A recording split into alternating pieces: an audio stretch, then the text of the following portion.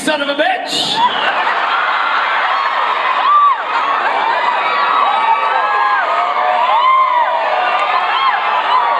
Look at that over there! Wait a minute. Whew. I love this.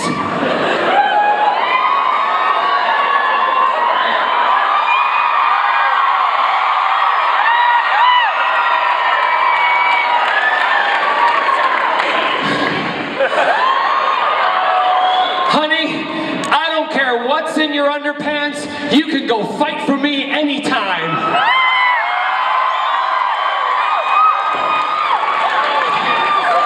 How are we? So good. So good. All right. All of the live streamers, bye-bye. Clear out. Yeah, just a couple of photographs then. Because I don't like the distraction. And also if you're live streaming, because this is for them, for nobody else but you. Because if you didn't come to Salt Lake, you ain't seeing Wonder Man.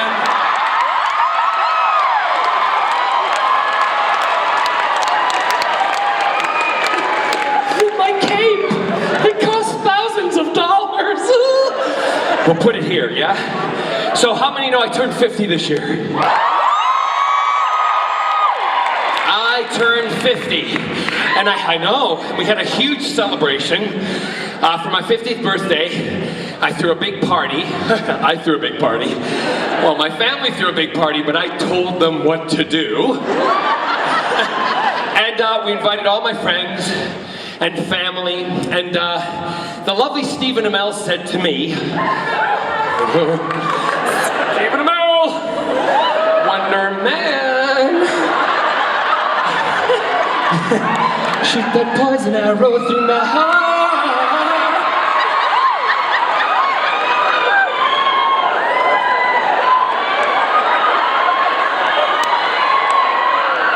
I have to remember I'm in Salt Lake City, but do I care?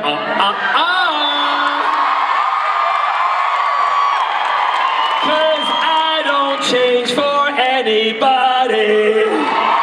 So, my birthday party, I'm standing, and I said to Stephen, he said, look, if you have your birthday party and I get an invitation, I will be there. I went, oh, because all of my birthdays over the last 20-odd years have been spent on a set of a television show, okay? But this one, I was at home. I was able to have a birthday party. I was like Dorothy in The Wizard of Oz. I went home, NEM. So Stephen said he'd show up, as did a lot of other people, but he said, I promise you, this is 5 years ago on Arrow, he said, I'll show up and I'll deliver your birthday cake in a Speedo. I was like, okay, you're on. I went to the producers and I said, for my 50th birthday, if I don't have the time off, I will kill you. So I had the day off. I first spent some time with my nieces and nephews, and on the day of my birthday, I took them all, you call it quad biking or four-wheeling? Four-wheeling, yes, that's right, because you are real outdoorsmen up here, yes. There are real cowboys in this town. And I know how to ride. A horse, you naughty people. How are you down there? How are my signers? Yeah, you doing good? Where are all my deaf friends? Where are they? Everybody applaud for my deaf friends? No, shut up! Don't woo! They're deaf, they can't hear you! Just everybody, yeah, that's it. Like jazz hands. I love deaf jazz hands are the best thing in the world. When you're feeling bad, that you do jazz hands! Anyway, so I said I can ride a cowboy, but I like to ride horses because some of them are hung like donkeys. Wait, that was really quick there, Mr. Signer. How do you sign hung like a donkey here in Utah? Whoa! That was a... Wait, let the lady show you. Stand up, girl. Show us how to sign hung like a donkey. It's like she's passing out, funeral potatoes.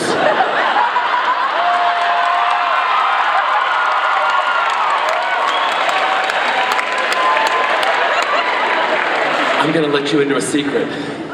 John Barrowman loves funeral potatoes.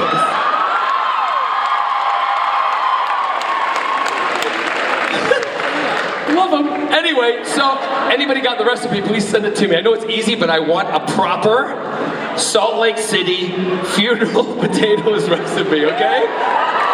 Got it?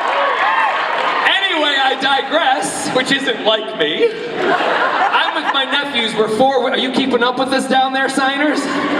You're gonna be exhausted by the end of this. Even if you're not hung like a donkey.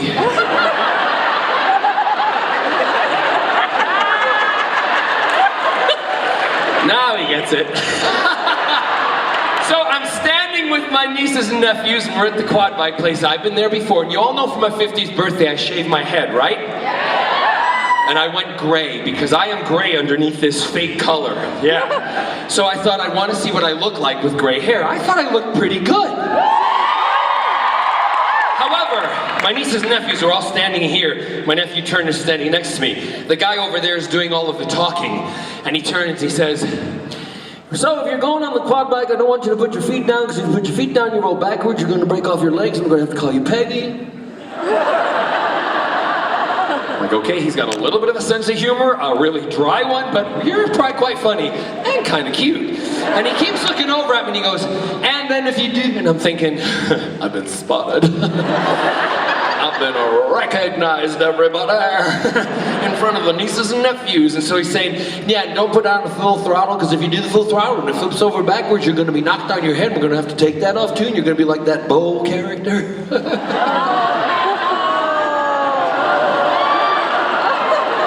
I like him even more. And then he turns and he says, so if you're gonna do the throttle and you go down the hill, make sure, and he looks at me, and I look back at him, do the cock of the head, and he looks and he goes, just make sure when you put your brakes on, you do it all at once, because you don't want to flip forward, because you don't want to, look, I get a, what? You know something? You look just like that guy from television. Yeah, the guy that plays on Doctor Who and the Arrow show. Except a lot older.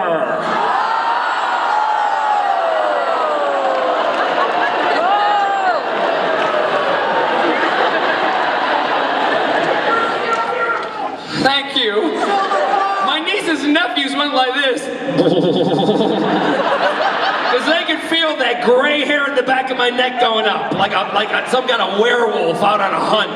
And I turned, I went, oh, and he went, yeah. Because that guy from the Green Arrow doesn't have that old man hair. Huh. Went over to my nephew, I said, Turner, we're going to show him who's old, because tonight at 3 o'clock in the morning, you're not going to come here and he's going to have slit flat tires, right? And Turner went, Uncle John, you want to do it? I'm with you. I'm like, good on you, son. I went, next morning, made the news. Vandals dressed as a TARDIS.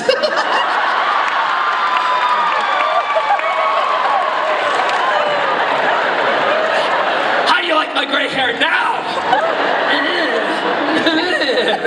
No, I didn't do it. I'm not that stupid. I sent my nephew Turner in a dress. Of course I did. No, anyway, so that was my 50th birthday. That evening, I get to the party, and we're dancing. You all know Kelsey, don't you? 3 people. Kelsey, where are you? Come on up, Kelsey. Where are you? Oh, you're behind me. This is Kelsey, everybody. Kelsey runs my life. And she runs Scott's life. Who's easier? You are.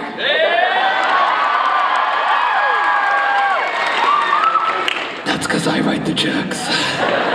So, we are at the birthday party, I'm dancing, and Kelsey comes up to me and she goes, gotta sit down. I went, why? I'm dancing, I'm having a good time. She said, no, sit down. It's time for the birthday cake. I'm like, oh, okay. She goes, you're gonna love this. I had forgotten.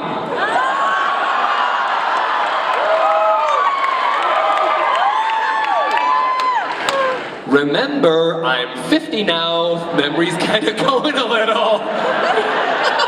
So I sit down, And I'm like, okay, the lights all go out, and everyone starts singing happy birthday. And from a distance, I see all the candles on a big birthday cake with my name on it, coming towards me with my face on it. And right below my face, my friend Keith Jack and my lovely friend Steve Namel, they have on their gold lame Speedos. And nothing else.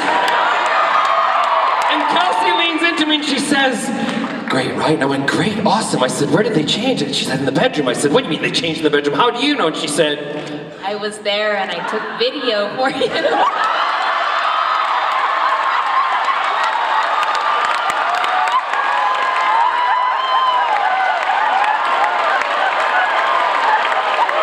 I thought Christmas and my birthday had come!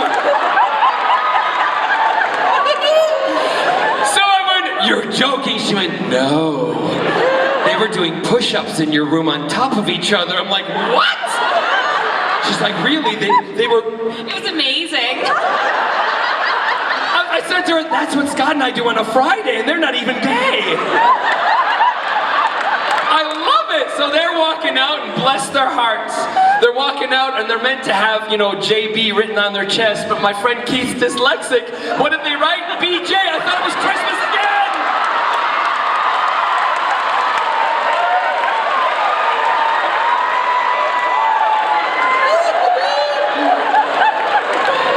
I said to her, this is awesome. She said, I'll show you the video later over a straight vodka. I said, straight? They're coming with us. They won't be straight by the end of the night.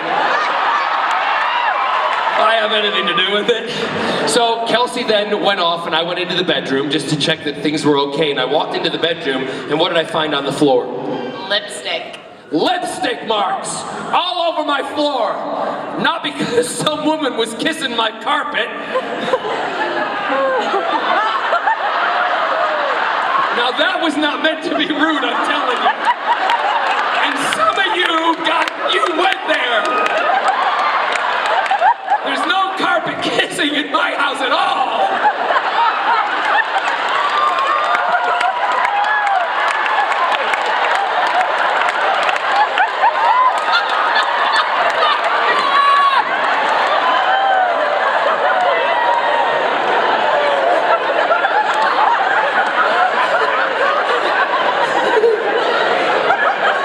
Blushing, I just wet myself. I love you. So I go in, and it kind of blows the rest of the joke, but I'll tell you it anyway. I go in and I went, who has been in my, why is there lipstick on my carpet?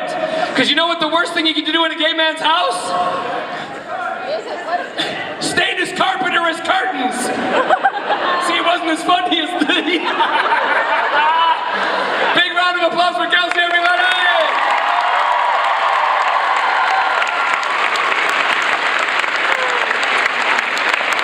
I didn't put, if I fall, I apologize because I didn't put any grips on my heels and they're very slippery up here. How many ladies walk in heels here? Yeah, 4. But can you walk like this?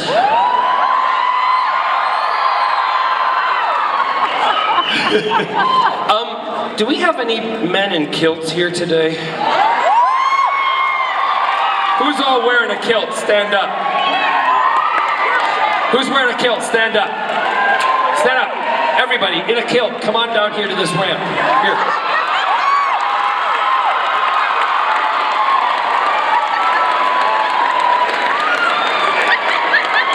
I knew you would be here. You got like snapped underwear that's ready to fly off. Right on here. Come on up. Come on up with the kilt. Come on up. Everybody come on up. Don't hurry, people. Walk a little faster, get in a line.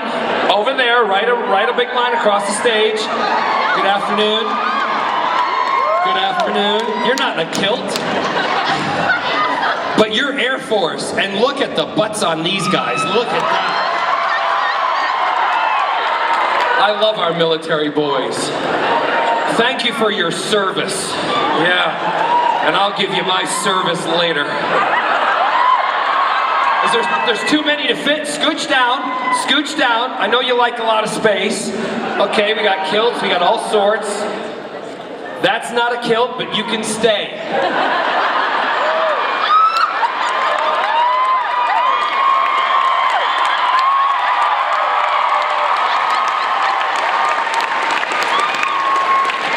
Scott, honey, I'm bringing home a cheerleader. So, do you all know why you're up here? You do. You have no idea. Well, you have an out. And it's not out of the closet either, okay? You have an out, because I'm gonna lay down on the ground, and you're gonna do a line. I do this now. This is my new thing. And you're gonna walk, walk, walk, walk, and then I'm gonna go be there, and you're gonna go whoop, boo, right over my face. And I am going to check as a true Scotsman to see if you're true or not.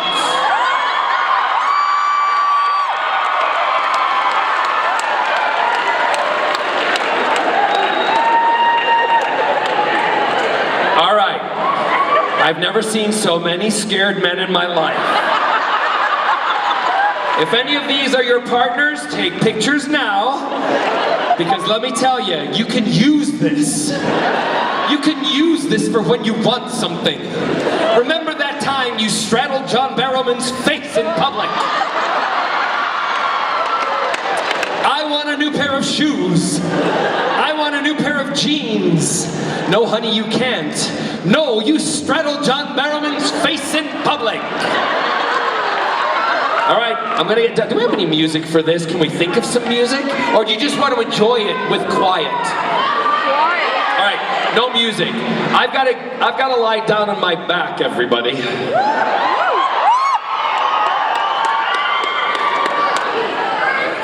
No, put that away, because they let them do that. Yeah. You're Facebook Live, aren't you? Turn that off. All right, here we go. Down. Oh, you know why it's really? If I do that, you're gonna get a glimpse. It'll be like a fruit basket falling out. Like a banana and two plums, right? Okay, all I ask is you don't hit you at the end of the line. No! Don't worry, Air Force isn't going, he's got pants on. All right, I'm gonna lie down. Gentlemen, we're gonna do a nice march around, one at a time, and follow each other. Here we go, ready, and...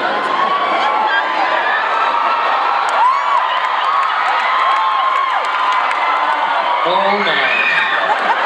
Keep it coming. Come on, guys. Keep it coming. I can handle more than one. Oh my. Oh, hello. Oh, dear gosh. Oh, hallelujah. Oh, dear. Hallelujah. And mother. And mother again. Oh, ah! Oh, those are huge. Don't show that.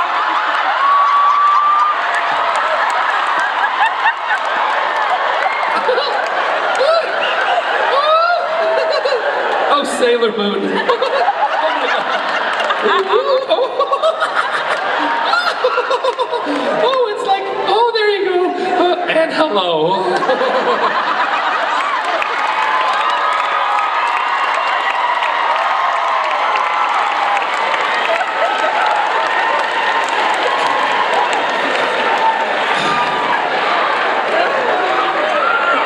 It just goes to prove that if there is a maker, he didn't have a set plan. Because everyone is different in shapes and sizes.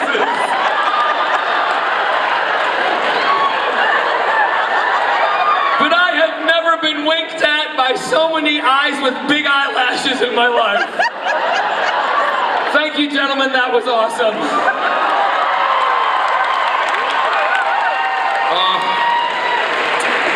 Are these my questions over here? They are. Where are they going to go? Right to the middle. Can we just kind of line them up? Can we do that? Can we bring them forward and then sit them down so they're on the ground? Rather than because we'll have to wait for them all to walk over. See, I'm a little bit of a control freak. Have you got that yet? Can I take off my star? I didn't show you that there's a big star right in the middle here. Did you see that? Shut up. So, I like to take questions. You know me, I like to feed off of the questions. I'll tell stories in between, all that kind of stuff. I think the first gentleman here, we have a deaf or hard of hearing. How are you, sir? You're deaf? I'm deaf. Yeah, great. Okay, so what's your question?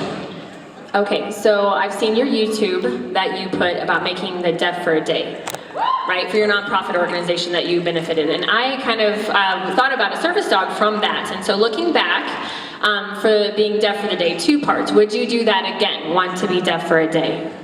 Of course I would, and the reason I would do it, again, is because I learned an awful lot.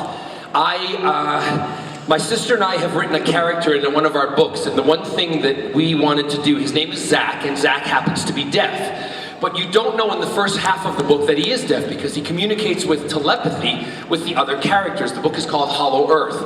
We did not want to make his deafness something that defined his personality. We wanted his personality to come from him, his physicality, his fun, his youthfulness, from the inside, not what he was signing on the outside. So we made a point of that. I would go back and do Deaf for a Day because although I still could hear certain things, this is what it sounded like when I went deaf for a day.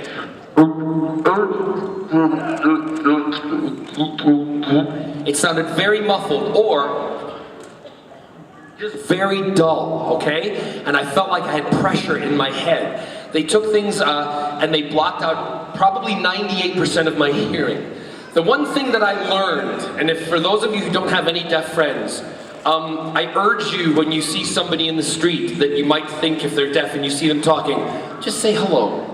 Talk to them in the coffee shop. Do something, because it is something that as a deaf person you tend to feel alienated because people don't want to make the effort to talk to you because they think they can't. I also had friends, my business partner, I produced TV shows, right, in the UK. I do all sorts of stuff. And I was in this shoot and doing trying to get some shots done, and I'm trying to say something, but no one was listening to me. And my manager came over to me and went, just shh, quiet down, I'll deal with it. I'm like, what? Just because I can't hear means that I can't do something? People wouldn't talk to me in the street. I tried to ask somebody for help. They just walked past me because they thought I was crazy. Going up to them trying to ask for help. However, when I got the dog, the very next day, and I did all those tasks all over again, everybody wanted to talk to the dog. Everybody wanted to pet the dog. Everybody wanted to do all that stuff, but talk to me because of the dog. So hearing dogs make a huge difference to deaf people, particularly at home, because we don't think about it. If somebody has a fire, someone's at the door, unless they have the lights and all the mechanisms in there, how do they hear it, right? So I definitely would go deaf for a day. What was the second part of the question? So yes, about having the experience in the past. Would you do that again? I guess it kind of was a 2-part that you've already answered. Awesome. Big round of applause, everybody! And you're welcome. His name's John. Hey, John. You're very handsome. You have a boyfriend? Okay.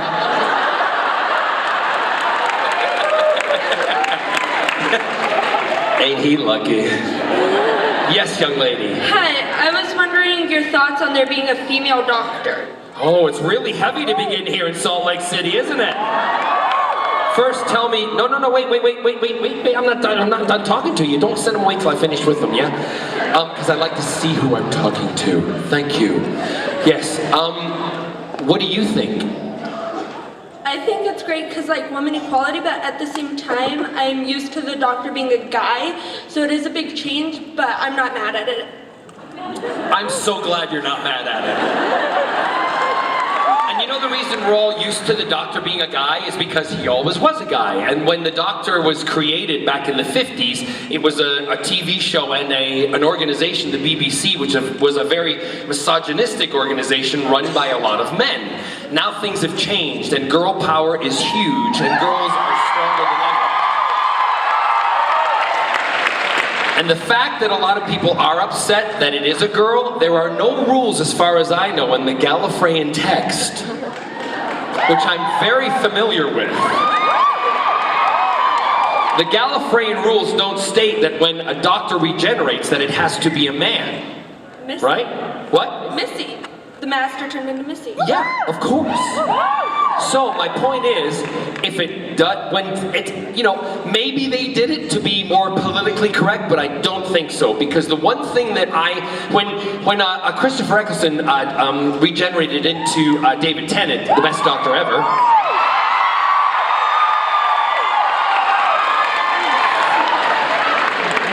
There was a lot of people upset. They're like, oh, it can't be someone that young because they're never going to be able to da-da-da. And it's like, just shut up. Because what will happen is that TARDIS door will open and we will all step inside that TARDIS because that's what we go into to go on the journey, and whoever's driving it or whoever's the companion, we go with them because we want to go on the journey. It's not about who's flying it.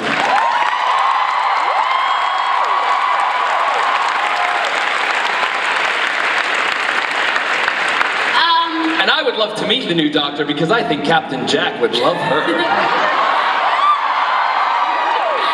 Yes. How do you feel about when you filmed the second episode of Torchwood, the first one where Gwen was actually with the team, not where she had found out that the team existed? Okay. I was frightened that you were talking about episode 2 there, and how old are you? 12. 12? Are your parents here? Where are they? Where are they? Okay, well, raise your hands, or don't you want to be recognized now? That you let your daughter, 12 years old, watch episode 2. They don't care, do you? I love you. They also let me Best to know about life before they get out into the world. They also let me watch Grey's Anatomy. Okay! I love Grey's Anatomy. I love you-know-who. Who's your favorite? Probably either George or Izzy. Okay, so how did I feel episode 1 when episode 2 when Gwen became part of the team? I was awesome because, I'll let you into a secret. I read the scripts. I knew it was going to happen because I was the main character in the show and they told me what was going to happen through the whole season, so I kind of knew she was going to become part of the team. But as a character like Captain Jack saw Gwen as the heart of the group, because over the centuries and the decades and the time and the troubles that Jack had been through, Jack had lost a little bit of his heart and wasn't so connected to humanity anymore. He was more connected to doing the thing that would save humanity. So Gwen taught him being the heart. That's why he wanted her in there. That's why he had all the other people around, the medical officer, the scientific girl Tosh, and he had his make-out partner, Yanto. That was the PG version. So Gwen was the heart, and that's why Jack didn't love her in the way that he wanted to, marry her or anything. He loved her as a companion and as a person because she was able to teach him things about life that he needed to relearn. So, totally cool with it. Did you like it? Yes, I thought it was a very funny episode. You thought it was very funny? Yeah, well, we're not going to go there, okay, 12?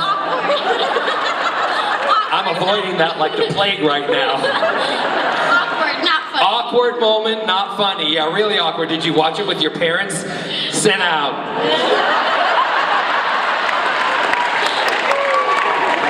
I am not talking with a 12-year-old about it. Sit down. Look at me. Hey, sit. I love you, but sit down. For those of you who haven't seen episode 2 of Torchwood, you want to watch it now and understand what I'm talking about.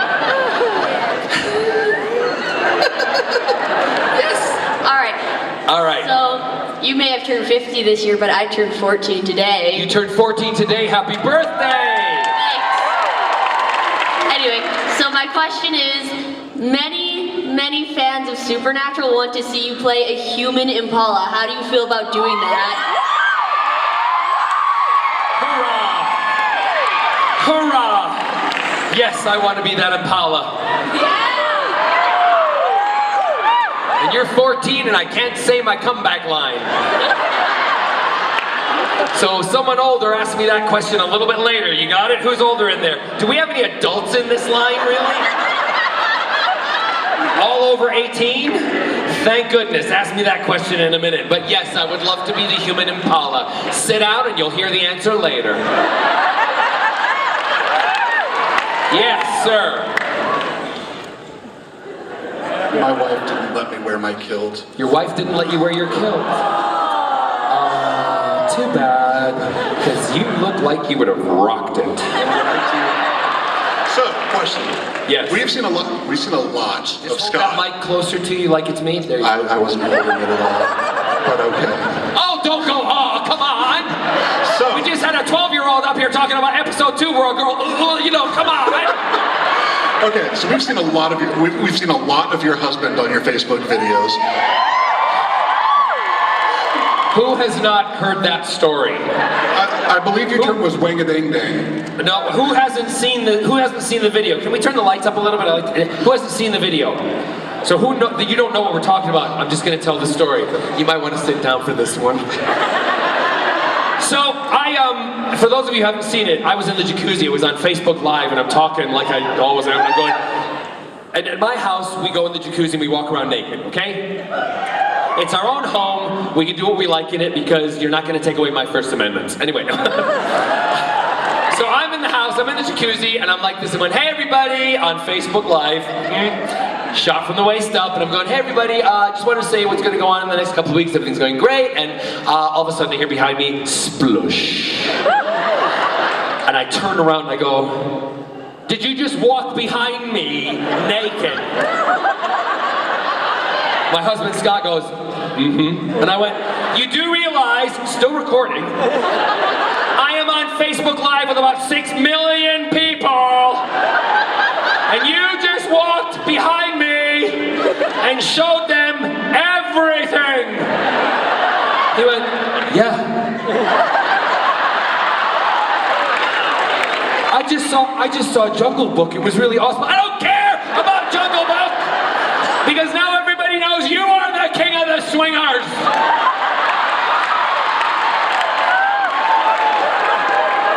What are you thinking? Still recording. So I apologized to everybody, and then I thought, you know what? Why am I apologizing? It's our own house. I want to record it. If I put it online, if it happens, it's an accident. It's not like I'm a Kardashian going bloop, you know what I mean? Which is fine also, but it was an accident. Well, Facebook took it down. But not before all of you, my lovelies, got it and made it go viral within 20 seconds.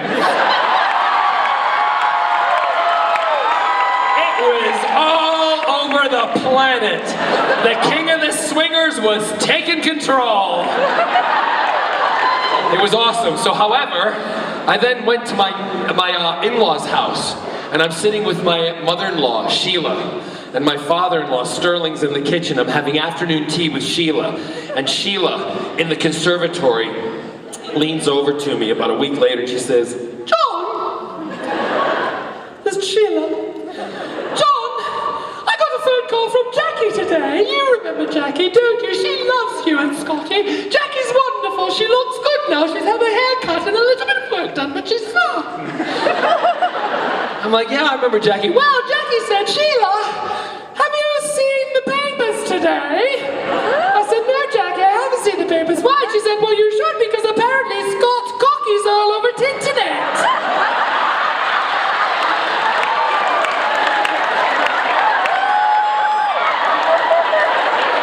I about threw up a cucumber sandwich talking to my mother-in-law like that. And she said, yes, it's rather funny, isn't it, John? I do wish Scotty would keep his cocky in his pants, John.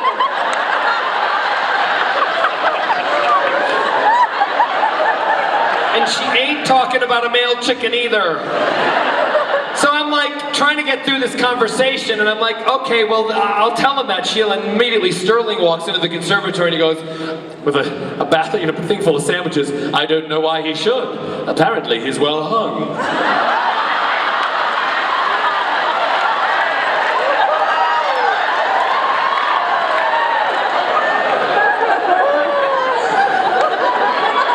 He looked at me like, really, again? Yeah, so that's the story of my husband in the jacuzzi. Well, the segue was, when are you going to bring Scott to one of these so we can ask him what you're really like? And also, a couple of years ago, I had you embarrass my wife using your Scottish accent. Can you do that again? No. Got yourself said, didn't you, big man? No, I bring Scott to certain ones, and the moment he's with his parents, he just took them to Turkey. It's like on the list of places not to go at the moment. Maybe there's a reason he took his parents there.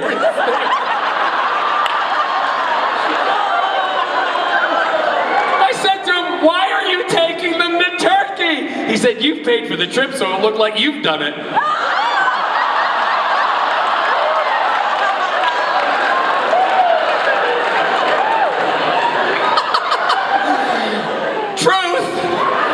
No, he took them to Turkey and he's spending time with them because his dad is 93 and his mom is in her late 80s and he wants to spend a lot of time with him. So he will come to these things. In fact, I was telling him this time, I said, next time I'm back in Salt Lake, you have to come.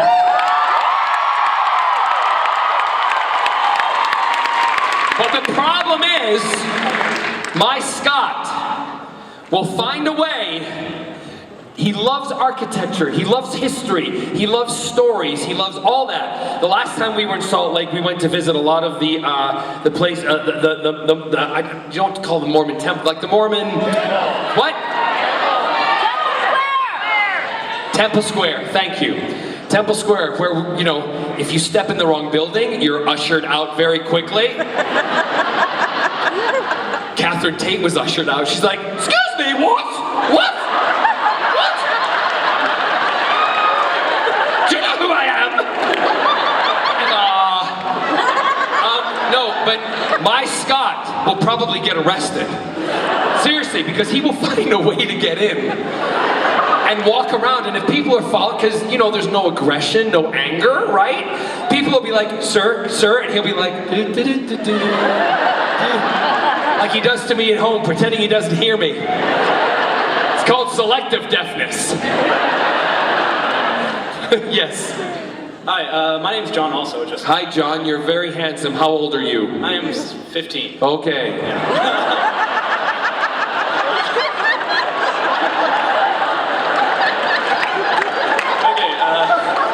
You make a very wonderful Captain Jack. Thank you.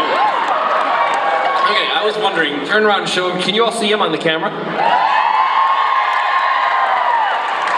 Okay, He's got the hair right. I'm not going to let you talk.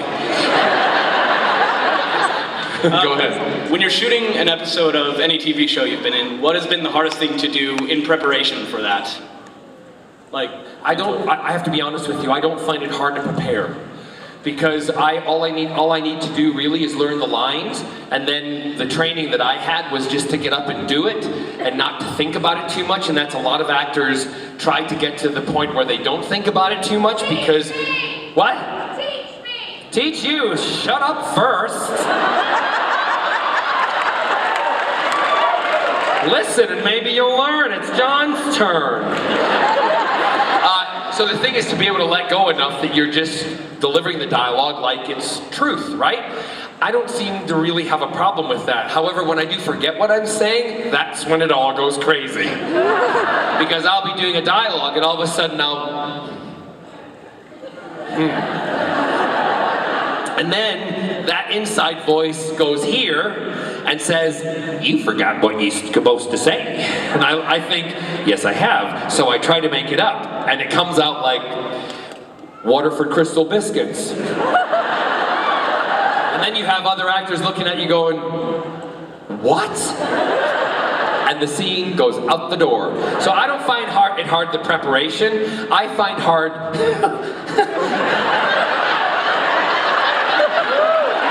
Stop it. I find it hard keeping my focus when I go wrong. Right? And that's a big difficulty. Are you an actor? A little. I'm in Fiddler A on the little Roof right actor? now. You're quite tall looking to me, actually. I'm in Fiddler on the Roof right now. You're in Fiddler on the Roof.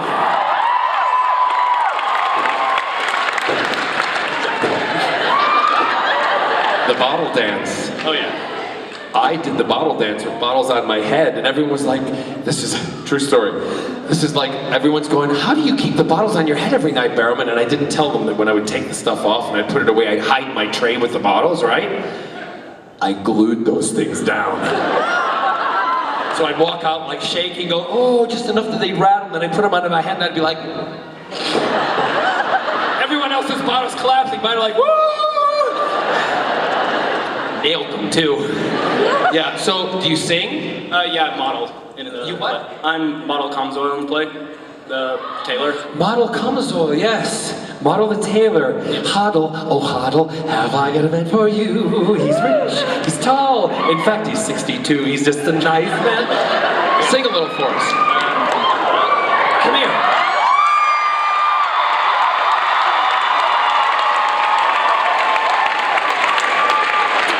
So I'm walking around in this and I'm conscious because you know I had an operation about 5-6 weeks ago, and they went through my stomach, so my abs are gone. I never really had them, but I've got what I call a slab now.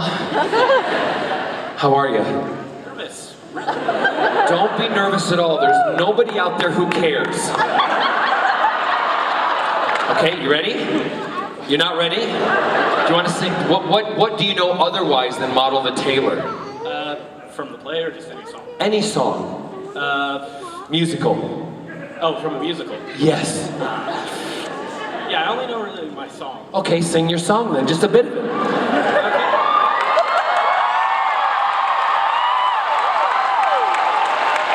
I'll do the bottle dance.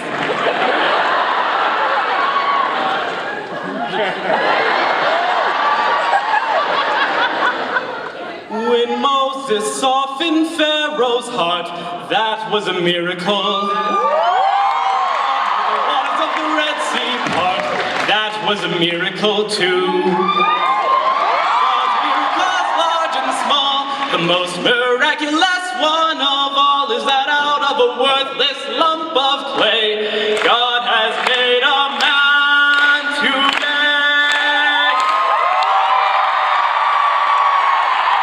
Well done.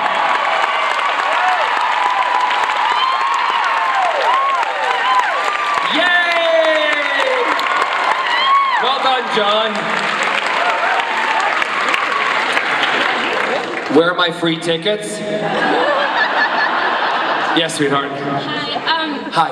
So before you said you didn't really prepare, but does the small amount that you do ever like change between when Yeah, you were companion and? Oh, absolutely, because in rehearsals, you've got other actors and they might do things differently, and that's why you have to be like a sponge. You gotta soak it all up and then squeeze all that water and stuff, whatever your imagination creates, back at them, because you have to do it as they're doing. It's like playing a good game of tennis. You gotta hit the ball back. You can't just like stop and go, I didn't like that, because you'd lose the point, right?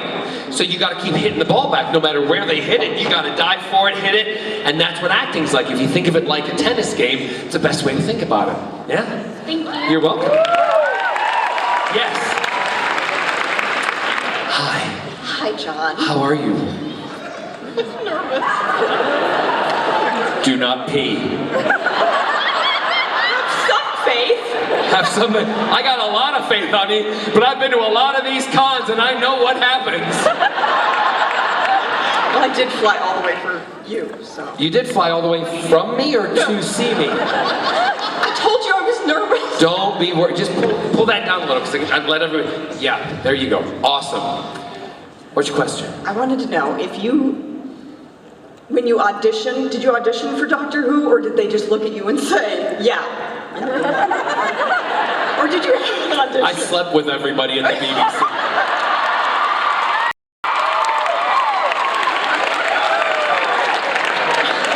Literally went home and just slept with people. That was it. Did nothing bad. I just put my head on their pillow and went, see you in the morning. I want the part. No, I auditioned for it. I went to Russell T Davies and Phil Collinson were in the audition room, and Russell wanted me to actually be in Queer as Folk, which is another show he wrote. And I couldn't do it because I was doing musicals at that time, and so he wanted to see me to see if I still had the matinee idol good looks that he said that he thought I had. So I went knowing as a young man that I was going to try to impress. It was the opportunity of a lifetime. that I, as a kid who loved Doctor Who, was getting a chance to audition for a part, to be on the TARDIS. There was no way I was going to let this get through my fingers! So, I put my leather pants on, I put my black leather boots on, I put my leather jacket on, put my motorcycle helmet on, and I rode my bike to the audition. And I knew when I walked in that room, I knew of Russell and Phil, and I knew what their interests were, males. So my hair was a little longer, and they invited me into the room, and I walked into the room with my helmet still on, and I pulled the helmet off, and I shook my hair, and I went, hey. And I sat down on a chair in leather pants like that.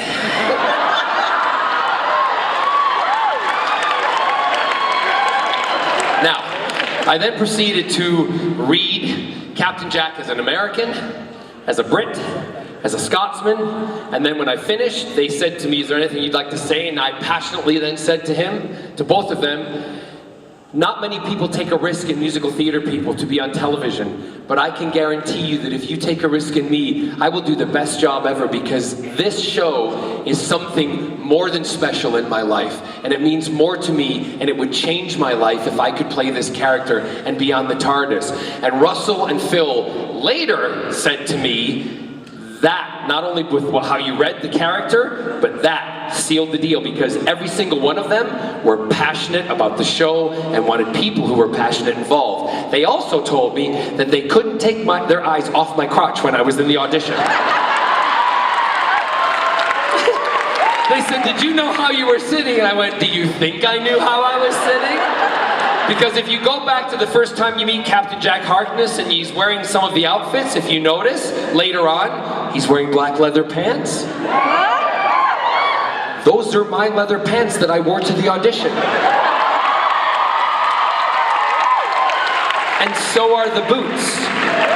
Because I wanted to make that, see, these are little things that are my quirks that you guys don't know. And they're like, but what if the leather pants get ripped? I went, they won't, because these are special. And I, to this day, still have those leather pants and those boots.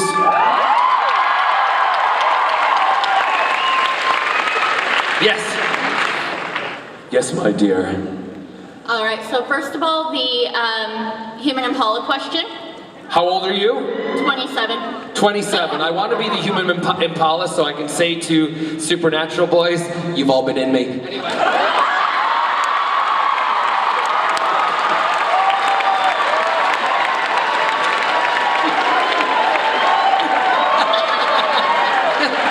Remember, they've been in a car. What? What? Both! What are you talking about? Yes. But my actual question was, I know that all the questions have been about acting and Doctor Who, but I wanted to change it up a little bit. Do you have any suggestions for aspiring writers, or? Write every day. That's all I can tell you. There's no magic formula, because if I had a magic formula for any of it, I would bottle it and I'd try and sell it and I'd be a Zagonka Bigadillionaire, right? But there's not. It's a little bit of luck, and it's a lot of perseverance and a lot of passion.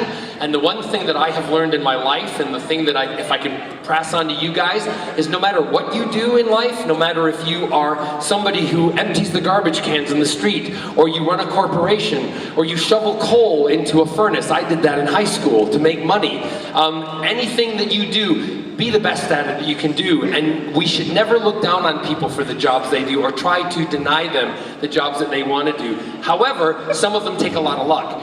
Write every day. The more you write, the more you do it, the better you become. Okay? Hello. Hello.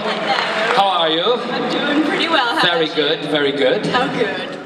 I just had a question. Matt Smith mentioned how the Fez happened because he bugged the writers until they put it in. Yeah. Was there anything that ended up in Doctor Who because of either impromptu or because you bugged the writers until they put it in? Fish and Besides your chips. pants. Fish and chips. Yeah, fish and chips, because David and I were doing a scene and we wanted to eat fish and chips one night, and we decided we wanted to eat fish and chips in the scene, and that was the biggest mistake we'd ever made. because it was awesome for the first take. Fish and chips, Jack, doctor. Take 35, at a different angle. Doctor, cut. Why are we cutting? I've just vomited funeral potatoes in my mouth. Yeah. So a lot of stuff like that did happen. Also, you know, the watch that Jack wears, all the little bits and pieces, the braces, do you call them braces or suspenders? Suspenders. The suspenders and the belt, that was my idea along with Ray, our costume designer, and a lot of things because I wanted to add. The cap boots were my idea because, and Russell let it, the Range Rover that we drove in was my idea. I wanted something big and kind of masculine. And then every time we had to film in it, we realized how hellish it was to film in. And everyone's like, who suggested this? And I'm like, me. So yeah, a lot of stuff did happen, particularly when you're the main person in the show, you kind of get what you want. Thank you. Listen, we've got about 7 minutes. It says 10 minutes remaining, but there's 7 minutes. Another question, but would you like me to sing for you? And also, before I sing, the Salt Lake Comic Con would love to do a picture of me with you guys behind me. Is that okay? Great. Question, sweetheart. So my question is, what has been the weirdest thing a fan has said or done to you? I cannot tell you that right now. Fans have done a lot of interesting things. I don't call them weird because I don't think we're weird. I think that they're passionate. All I will say is I went home with a box one day with my picture on it. I think I've told you this before, that you know that rocket picture that Captain Jack sits on, but he wasn't sitting on a rocket, he was sitting on a male chicken.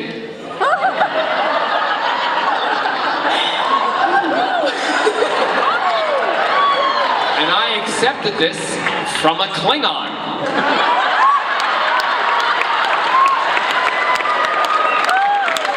Took it home to my husband, who said, oh, that's interesting, because what I was sitting on was a mold of it inside the box.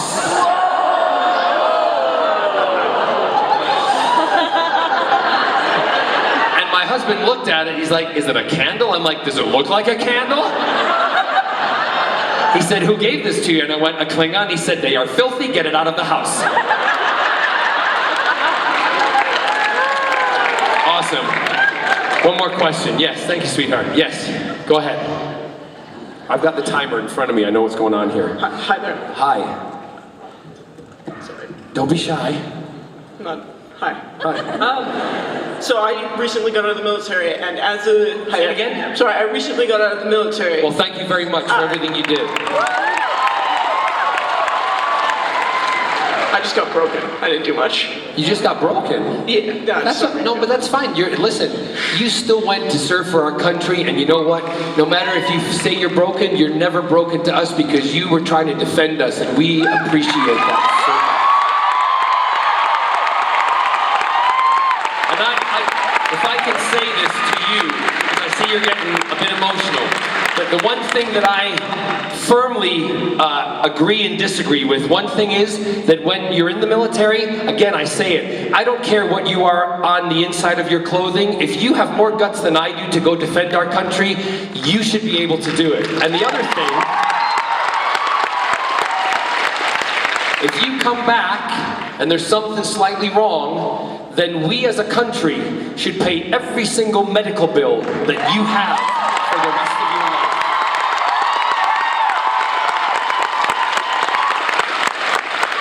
That's my belief. That's how I feel. And I think some out here do too, because you do a great thing for us. So go ahead, sir. Well, thank you. You're welcome. Thanks for the new hip, guys. It ties in, I'm sorry. As a gay woman in the military, you were actually my inspiration as a child.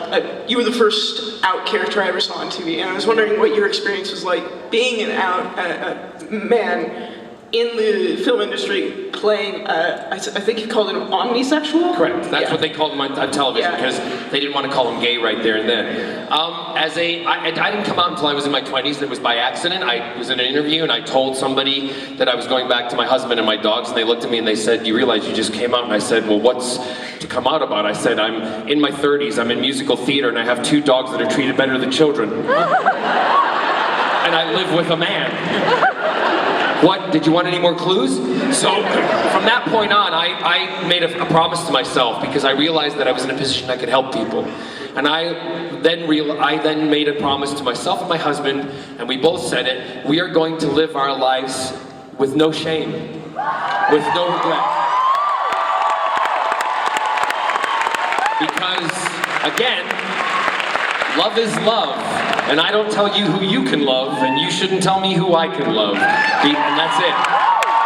Let's just live together happily. So, that's what I tell people. Never apologize for being you. Never, ever. Be positive about yourself, be strong about yourself, and if somebody doesn't like you, you know what? Screw them. You don't need them in your life. That's it. What was your name? My name's Arden. A-R-D-E-N. Ari. Arden. Arden. I know it's weird. I'm That's sorry. okay, you're not weird at all. It's different. Stop saying weird. It's from Shakespeare. Lovely to meet you, Arden. Thank you. And thank you for your service.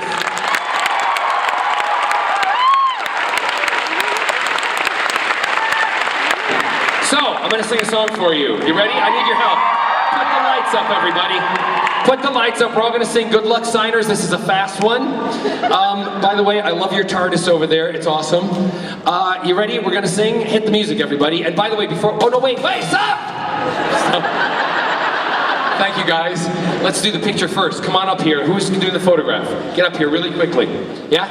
All right, so I want everybody to stand up and go, okay? Not yet. House lights up, everybody, and...